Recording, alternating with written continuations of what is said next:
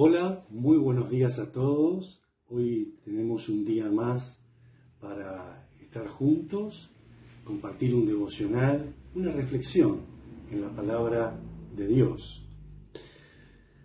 Estamos en un tiempo donde hemos recuperado el valor de la salud, pero al mismo tiempo, y al estar encerrados, que es lo que debemos de hacer, estamos reconociendo la fragilidad de la salud y de la vida misma. Esta situación nos pone en crisis con nuestras propias ideas y sentimientos de dominio total que creemos tener con respecto a la vida. Esa especie de omnipotencia que nos hace planificar el futuro como si nosotros fuéramos los dueños y garantes del día de mañana.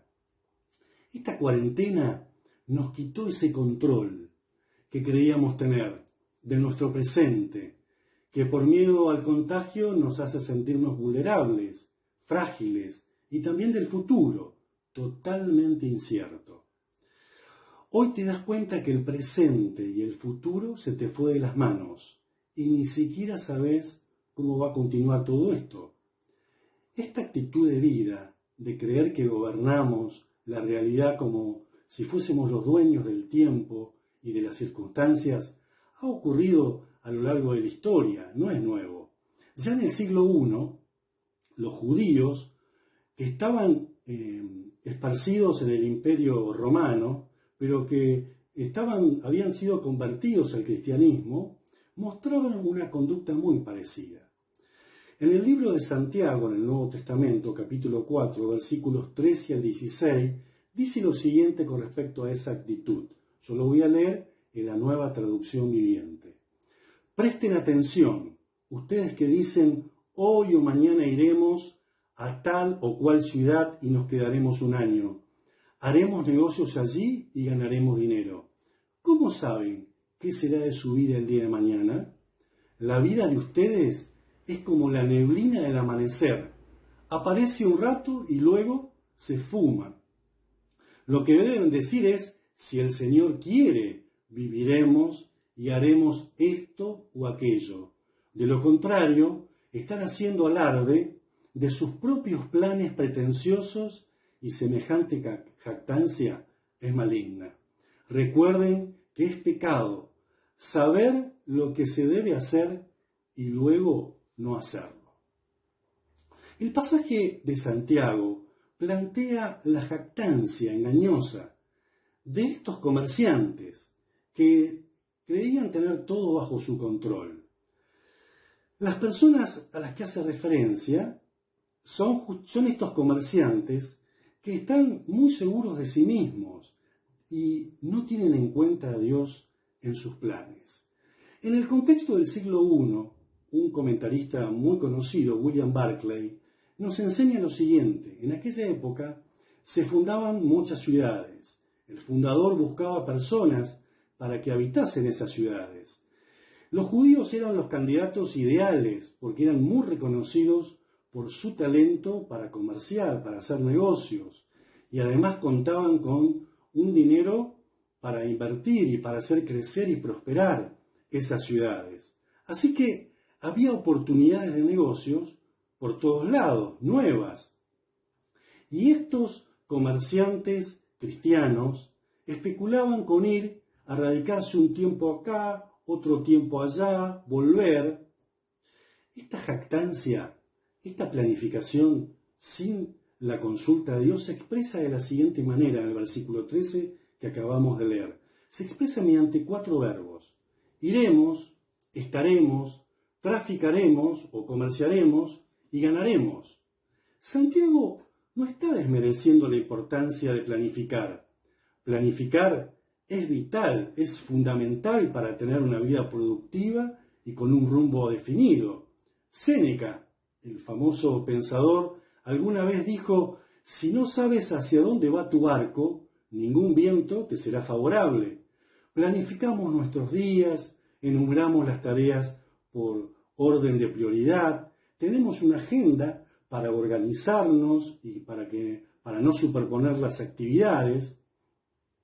Planificamos el mes, el semestre, Esto es muy necesario y muy bueno hacerlo.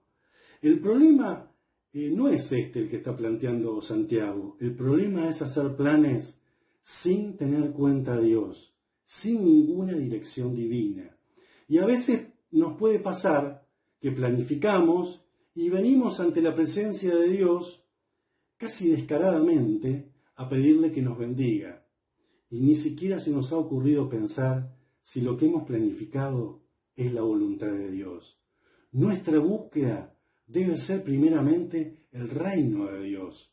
Mateos capítulo 6, versículo 33 dice: busquen el reino de Dios por encima de todo lo demás y lleven una vida justa, y Él les dará todo lo que necesiten. Buscar su reino, buscar su gobierno en nuestras vidas.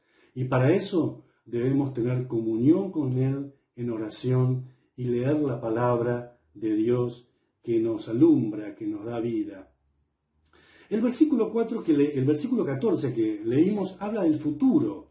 Santiago les pregunta a estos comerciantes que no consultan a Dios, les dice: ¿cómo saben que será de su vida el día de mañana? Santiago hace referencia a lo transitorio de la vida. La vida pasa rápido, ¿verdad? Y lo resume con dos palabras: la vida aparece y se desvanece. Aparece por un poco de tiempo y luego se desvanece, se esfuma. Solo Dios sabe lo que nos espera el día de mañana. La vida aparece para que el Dios de la vida pueda Él darnos sus planes, darnos a conocer sus propósitos para el cual hemos sido creados, para que anunciemos a Jesucristo como el Redentor, el verdadero Salvador. Y Santiago les dice: ustedes deberían de decir, si Dios quiere, haremos esto o aquello. Por supuesto que esto no es una fórmula.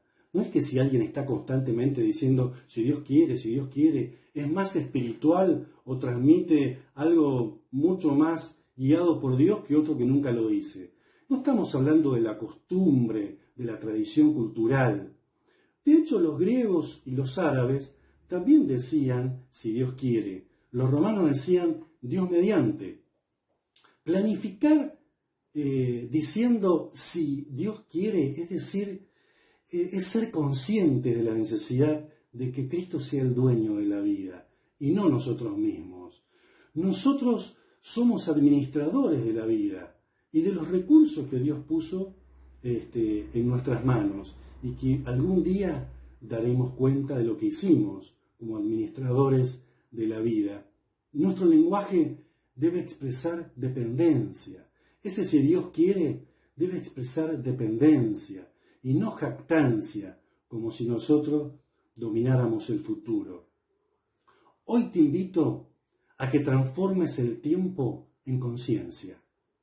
La vida pasa y Dios quiere que conozcas lo que Él preparó para tu vida.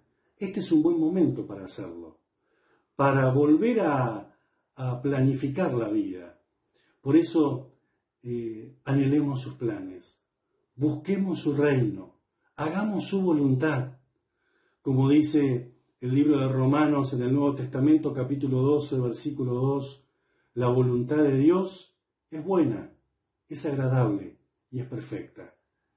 Dios te bendiga. Te mando un abrazo.